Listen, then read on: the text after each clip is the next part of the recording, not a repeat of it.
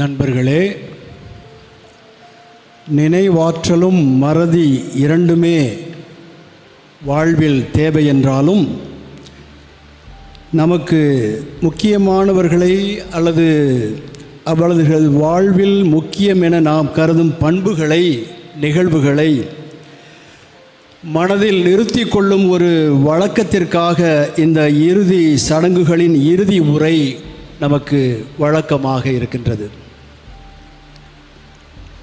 சில மாதங்களுக்கு முன்னால் மத்திய நிதி அமைச்சர் உங்கள் பணம் உங்கள் அதிகாரம் என்ற தலைப்பு இட்டு ஒரு கட்டுரை எழுதியிருந்தார்கள்.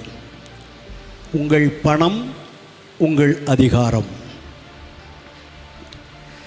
மறைமாவட்ட குருக்களாகிய எங்களுக்கு எங்களுடைய பாவம், பலவீனம் இவைகளெல்லாம் போக எங்களுடைய அதிகாரம் என்ன, நம்மை விட்டு பிரிந்த அமல் அவர்களின் அதிகாரம் என்ன என்று எண்ணி பார்த்தோம் எனில் அவருடைய உழைப்பு தான் அதிகாரம், அவருடைய தார்மீகம்தான் அதிகாரம், அவருடைய முன்னெடுப்புகள் தான் அதிகாரம். மக்கள் நம்மேல் வைத்திருக்கின்ற ஒரு விதமான பக்தி, ஒரு விதமான நம்பிக்கை தான் அதிகாரம். பணம் நமது அதிகாரம் அல்ல என்பதை அவரது வாழ்வு நிரூபித்திருக்கிறது. இது அவருக்கு பொருந்துகிறது. Where you are makes you who you are என்று சொல்லுகிறார்கள் ஆங்கிலத்திலே. அதை தமிழிலே ஒரு திறமையே இல்லை என்றாலும் நீ இருக்கிற பொசிஷன் அது உன்னை நீ ஆக்குகிறது என்பது அது அல்ல, அது முறை அல்ல. What you do makes you who you are. நீ என்ன செய்கிறாய், இவர் எங்கே அவர் எங்கே என்று 6 மாதமாக பேசிக்கொண்டு இருப்பார். அவர் அங்கே போய் என்ன செய்ய போகிறார், இவர் இங்கே இருந்து என்ன செய்தார். அந்த முறையில் பார்த்தோம் என்றால் நான் அந்த இயர் தந்தை லூர்சாமி கோடிட்டு காட்டினார் மிக தெளிவாக. பைபிள் எக்ஸிபிஷன் அந்த இயரை ஞானப்பிரகாசத்திடம் உறுதிப்படுத்தி கொண்டேன். 1973 டிசம்பர் என்று நினைக்கிறேன். வேறு எந்த மறைமாவட்டத்திலும் முன்னெடுக்கப்படாத ஒரு பெரிய அரிய முயற்சி அந்த டைம், அந்த நேரத்திலே. அது இன்றைக்கு வரைக்கும் கூட அப்படி பெரிய இம்பேக்ட் உள்ள ஒரு முயற்சியை எடுத்ததாக எனக்கு தெரியவில்லை. அவர் சொன்னதைப் போல விக்டருடைய 2 சகோதரர்களும் இங்கே வந்திருக்கிறார்கள். அதை பற்றி நான் பெருமை அடைகின்றேன். அவ்வளவு கிராமங்களிலெல்லாம் அதை பேசுகிற அளவிற்கு வந்து இந்த சேக்ரட் ஹார்ட் கான்வென்ட்டில் அந்த 2 கட்டடங்களில் இந்த பைபிள் எக்ஸிபிஷனை மிகச்சிறப்பாக, அவர் அப்பொழுது பைபிள் கமிஷன் செக்ரட்டரி. விக்டர் தான் உங்களுக்கு தெரியும், கலர்ஃபுல் ஆக்குவார், எதையுமே கலர்ஃபுல் ஆக்குவார், கிரியேட்டிவ். 2 பேரும் ஒண்டர்ஃபுல் காம்பினேஷன். அது ஒரு வேர் யூ ஆர் என்பதை விட what you do makes who you are. அதனுடைய தாக்கம் எப்படி அலைகளுடைய தாக்கம் அப்படியே போய் இருமோ கொஞ்சம் வருஷமாகவே இருந்துச்சு. இன்னொன்று சொல்லலாம், நமது ஏறக்குறைய 60 ஆண்டுகள் அல்லது 57 ஆண்டுகள் என்று நான் நினைக்கிறேன். ஆங்கிலத்தில் திருப்பி சொல்லுவதென்றால் லே ஏரியான்னு பேர். இப்போ நீங்கள் உட்கார்ந்துருக்கிற இடத்திற்கு பேர் லே ஏரியா. லே ஸ்பிரிச்சுவாலிட்டி, லே பீப்புள் என்று சொல்லுகிறோமே, இது சாக்ரிஸ்டி, லிட்டில் பிட் சேக்ரெட் என்று பிரித்து காட்டுவார்கள். அது மாதிரி நமது கலாச்சாரத்தில் இருந்த ஒரு தீமை, ஒரு பகுதியில் இந்த இனம்தான் உட்கார வேண்டும், இந்த பகுதியில் இந்த இனம்தான் உட்கார வேண்டும் என்றெல்லாம் இருந்தது. அந்த சமரசம் உலாவ வேண்டும், வழிபாட்டு தலங்களில் சமரசம் உலாவிடும் இடமே என்று பாடுகிறார்களே கல்லறையை பற்றி. அங்கே சமரசம் இல்லை என்றாலும் வழிபடும் இடங்களில் சமரசம் இருக்க வேண்டும் என்று பெரிய முன்னெடுப்பு. ஒரு நன்றாக இருந்த ஒரு ஆலயத்தை கூட இன்னும் ஒரு 10 வருஷத்துக்கு, அந்த 20 வருஷத்துக்கு அந்த ஆலயம் இருந்திருக்கலாம், இடித்து தகர்த்தியவர் நமது அமல். அவர் ஆளை பார்த்தா அப்படியா இருக்குது. நான் சொல்வது ஏறக்குறைய 57 ஆண்டுகளுக்கு முன்னால் அல்லது 56 ஆண்டுகளுக்கு முன்னால் என்று நினைக்கிறேன். எவ்வளவு ஒரு ஆற்றல், will power, clarity of thinking இருந்திருந்தால் அதை அவர் செய்திருப்பார். எல்லோரும் இறைவன் முன்னால் சமம் என்பதை கட்டடங்களே நமக்கு காண்பிக்க வேண்டும் என்று அதை நிரூபித்து காட்டியவர். What you do makes who you are. இதற்கு அழைத்தல் ஞாயிறு என்று தந்தை லூர்சாமி தெளிவாக சொன்னார்கள். பிரெஞ்சு ஃபிலாசபர் ரெனி டேகார்ட் 17ஆம் நூற்றாண்டு 16ஆம் நூற்றாண்டில் நான் யார் என்ற கேள்விக்கு நான் யோசிக்கிறேன் எனவே நான் இருக்கிறேன் என்று சொன்னார். ஐ திங்க் தேர்ஃபோர் ஐ ஆம். ஐ திங்க் அது அதற்கு நிறைய வேரியேஷன்ஸ் இருக்கிறது. ஐ ஃபீல் தேர்ஃபோர் ஐ ஆம். ஐ ஈட் தேர்ஃபோர் ஐ ஆம் என்றெல்லாம் அதை மாற்றிக்கொள்ளலாம். I improve. சில basketball player, baseball experts, அதில் வின்னர்ஸ் எல்லாம் I improve therefore I am. Every day I practise. I know I will be the winner but still I practise பண்ணுவதனால் நான் இருக்கிறேன் என்று. அமலை பொறுத்த அளவில் ஐ ஹர்டு தேர்ஃபோர் ஐ ஆம். அவர் அழைத்ததை நான் கேட்டேன். இல்லாட்ட நகரப்பட்டி என்ன ஒரு பெரிய கிராமம். பிரான்சிஸ் சேவியர் இன்றைக்கு வந்திருக்கிறார்கள். சீஃப் மானர் ஃபாதர் தாமஸ் இஸ் ஹியர். அது ஒரு பெரிய குக்கிராமம். நானே அங்கே என்னுடைய ஊரும் குக்கிராமம் தான். இந்த ப்ரொஜெக்டரை எடுத்துக்கொண்டு சினிமா போடுவதற்காக அந்த காலத்தில் சென்று அது நகரப்பட்டினா இப்படி இருக்கும் என்று பார்த்தோம். அங்கே ஒருவர் இறை அழைத்தலை பெற்று இந்த மறை மாவட்டத்தில் ஒரு தாக்கத்தை ஏற்படுத்தி இத்தனை ஆண்டுகள் வேலை செய்திருக்கிறார் என்றால் பாருங்கள், இதுக்கு என்ன அடிப்படை? I heard the voice of God. கடவுளுடைய கூப்பிட, ஆதாம் அப்படி கூப்பிட்றாருல, அப்போ கேட்குறோம்ல. ஐ ஹர்டு தேர்ஃபோர் ஐ ஆம், தேர்ஃபோர் ஹி வாஸ் என்று சொல்ல வேண்டும். அவருடைய தீசிஸ் ஃபாதர் கேனலில் படிக்கலை, அவர் பாஸ்டல் தியாலஜி படித்தார். ரைட்டு. பாஸ்டல் தியாலஜியில் தலைப்பு என்ன? தலைப்பு இந்த agro rural poverty of Thanjavur diocese. Agro rural poverty of Thanjavur diocese and the ways to alleviate them. அதை எப்படி இந்த விவசாயத்தில் மாற்று ஏற்பாடு இதெல்லாம் இன்றைக்கி பேசுகிறாங்கல்ல, இதை எப்போ அவர் போய் படிச்சுட்டு வர்றாரு. எத்தனை ஆண்டுகளுக்கு முன்னால் போய் அதில் அவருக்கு ஈடுபாடு. ஒரு டீம் மினிஸ்ட்ரி அப்படிங்கிற ஒரு புது கான்செப்டெல்லாம் அப்போ வந்த உடனே அவர் ஆரம்பித்தார். நம்ம விக்டர் ஆரோக்கியராஜ் நம்ம வேறு ஒரு பணியை தேர்ந்து கொண்டார். அவர்களோடு இணைந்து நாங்களெல்லாம் அதை பற்றி யோசித்து கொண்டிருந்தோம். அவர் மறைமாவட்ட செயலகத்தின் தலைமைச் செயலராக இருந்தவர். அதில் விருப்பம் இல்லாமல் சென்று விட்டார். விருப்பம்னா அந்த டேர்ம் எல்லாம் கம்ப்ளீட் பண்ணாமல் போயிட்டார். அதுக்கு வள்ளுவர் ஒரு குறள் தான் எனக்கு அவரை பற்றி நினைக்கிற போது எனக்கு வந்தது.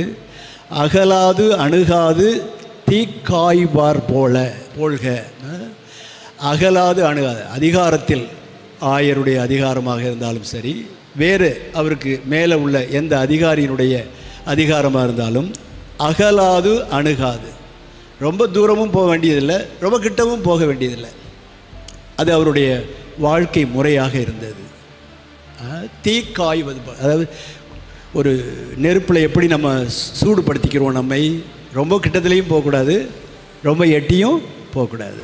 அதுபோல் அவருடைய வாழ்க்கை அமைந்திருந்தது என்று சொல்ல எனக்கு தோன்றுகிறது.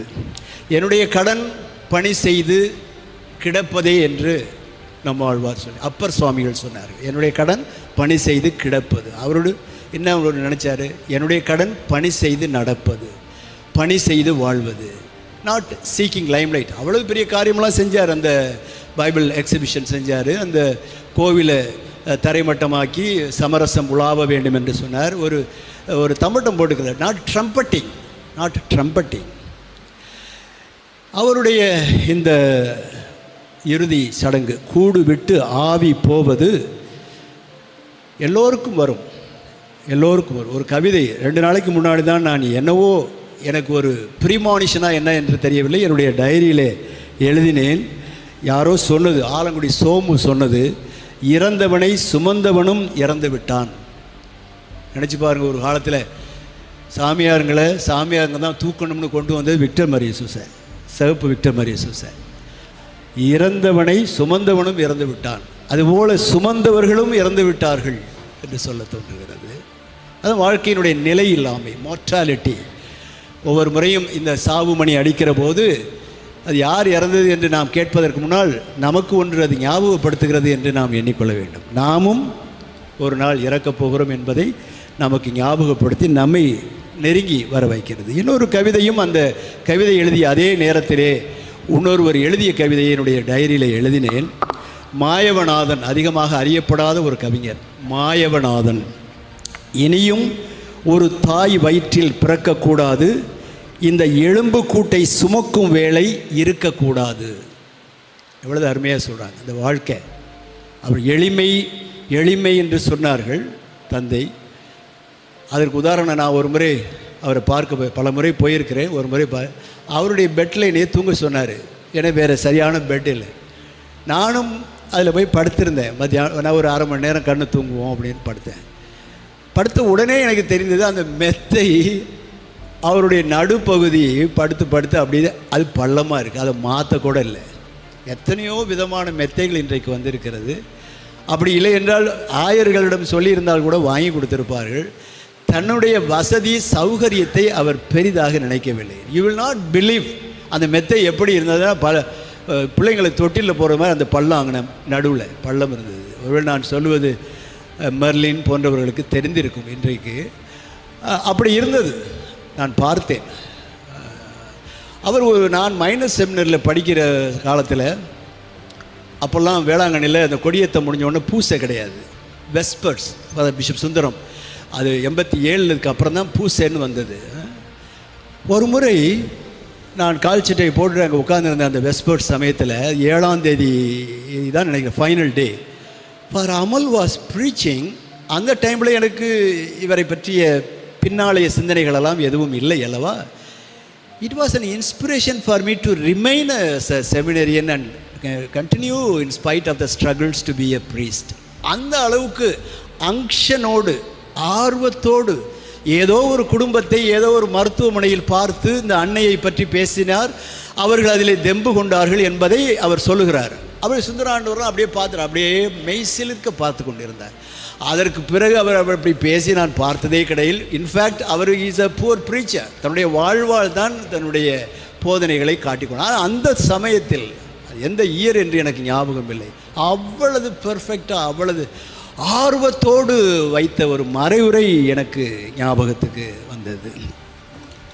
எனவே அன்பார்ந்தவர்களே, தந்தை அவர்களை இழக்கின்ற போது, யாரை இழக்கிற போதும் இன்னொருவருடைய டெத்து இட் டிமினிஷஸ் அஸ்.